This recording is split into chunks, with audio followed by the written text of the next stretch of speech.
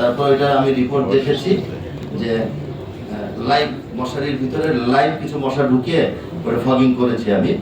স্বাস্থ্য প্রতিমন্ত্রী ছিলেন আমার সাথে এবং আমার স্বাস্থ্য প্রধান কর্মকর্তা সিটি কর্পোরেশনের। তো ফগিং করার পরে মশা দেখি মশার মতো আছে, আমি জিজ্ঞেস করলাম ওরকম করে কেন? হ্যাঁ, বলে স্যার এটা তো ভাত 12 ঘন্টা পর ও অজ্ঞান হয়েছে কিনা বোঝা যাবে। হ্যাঁ, আর ও মারা গেছে কিনা 24 ঘন্টা পর নাকি বোঝা যাবে। এই হলো অবস্থা। এটার একটা কারণ আছে, সেটা হলো এমন কোনো ওষুধ ব্যবহার করা যাবে না যেটা মানব দেহের জন্য ক্ষতিকারক। এটার জন্য এই ম্যালাথিয়ন যেটা আমরা ব্যবহার করি, ম্যালাথিয়ন যেটা ব্যবহার করি, এটা পৃথিবীর বিভিন্ন দেশে ব্যবহার করা হয়। আমরা এটা বিভিন্ন ল্যাব থেকে টেস্ট করেছি এবং এর পাশাপাশি গত কয় তারিখে মিটিং করলাম আমরা ফার্স্ট, যে মেডিসিন নিয়ে যেন আপনার কীট তথ্যবিদরা সেখানে ছিলেন, আমাদের যারা বিশ্লেষক, তারা কিছু নতুন ওষুধের কথা বলেছে। সেই ওষুধটা মনে হয় আমরা রাস্তায় এখন আছে কিংবা আসবে, আসার পর সেটাকে আমরা ল্যাব টেস্ট করব। যে তাদের কথা হলো বারবার যদি একই ওষুধ প্রয়োগ করা হয় তখন এটা হয়ে যায়।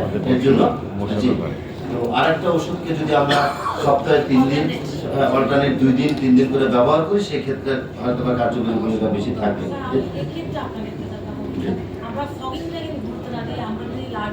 ওটার কথাই বলছি আমি, স্প্রে যেটা। হ্যাঁ,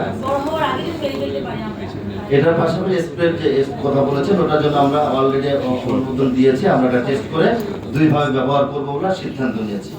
এর বাইরে যে খাল, আমাদের ঢাকা 29টা খাল, 29টা খাল এর মধ্যে আমরা অলরেডি 19টা পরিষ্কার করেছি। কিন্তু দুঃখজনক বিষয় হলো আমি যেই রাস্তা দিয়ে যাই আসি, ওই পাশে প্যারিস রোড আছে, প্যারিস খাল আছে, এই পর্যন্ত আমি 9 বার পরিষ্কার করেছি 2 মাসে। কিন্তু গতকালকেও পরিষ্কার করেছে শুক্রবারে, বিরক্ত হয়ে। হ্যাঁ, আমার চোখে ভালো লাগেনি। আমার মনে হচ্ছে যে তার 3 দিন আগেও কিন্তু আমাদের পরিচ্ছন্ন কর্মীরা পরিষ্কার করেছে। একই অবস্থা, 6 তলা 5 তলা, পাশে প্লাস্টিক বোতল, আমি দেখেছি কম্বল। বলেন এখন আমি কি করব? Very tough. এটার জন্য একটা হয়তোবা মাননীয় প্রধানমন্ত্রীর অনুমতি ক্রমে এলজিআরই মন্ত্রণালয়ের সাথে আলাপ আলোচনা, জরিমানার বড় ধরনের একটা সিদ্ধান্ত নেওয়া খুবই জরুরি হয়ে গেছে। তাদের আশেপাশে যারা থাকে, যারা তাদের জরিমানা করা উচিত। এটা এর সর্বশেষ যেটা, সেটা হলো আমাদের সকলের সচেতনতা আনা উচিত। এই সচেতনতার জন্য সামনে ডেঙ্গু, আপনারা দেখবেন গুলশান বনানী, গুলশান লেক, গতকালকে থেকে আমি ক্যাম্পিং শুরু করেছি। আমার এলইডি যে সাইনবোর্ডগুলো আছে সেখানে ডেঙ্গু আপনারা দেখবেন, ফলো করবেন। এটা অব্যাহত থাকবে এবং প্রতিটি ওয়ার্ডে আমরা ছোট ছোট পিক আপ দিয়ে জনসচেতনার জন্য, ক্যাম্পিং করার জন্য, মাইকিং করার জন্য আমরা সেটা শুরু করবো আগামী 2 তারিখ বা 3 তারিখ থেকে। অলরেডি সিদ্ধান্ত নিয়েছি। পাশাপাশি লিফলেট আকারে আমরা প্রতিটা ওয়ার্ডে বাসায় বাসায় পৌঁছানোর একটা ব্যবস্থা করবো আমাদের আঞ্চলিক কর্মকর্তাদের মধ্যে দিয়ে।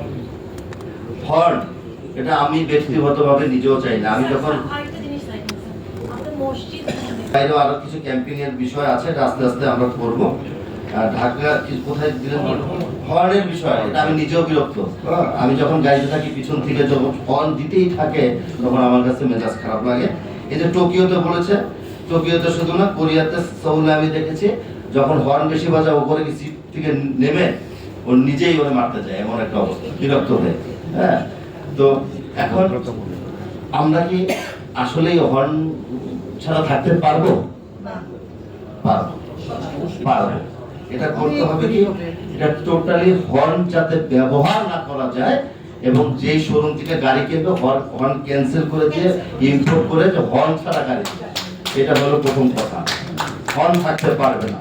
এই বিষয় নিয়ে আমাদের মনে হয় বিআরটির যে চেয়ারম্যান আজকে দেখা হবে, উনিও আসবে না, ওনাকে ব্যক্তিগতভাবে বলবো মাননীয় প্রধানমন্ত্রীর কাছে এই বিষয়টা আজকে একটা উত্থাপন করার চেষ্টা করছি। ধন্যবাদ। সকলে ভালো থাকবেন। আবার আপনাদের সাথে দেখা হবে। কথা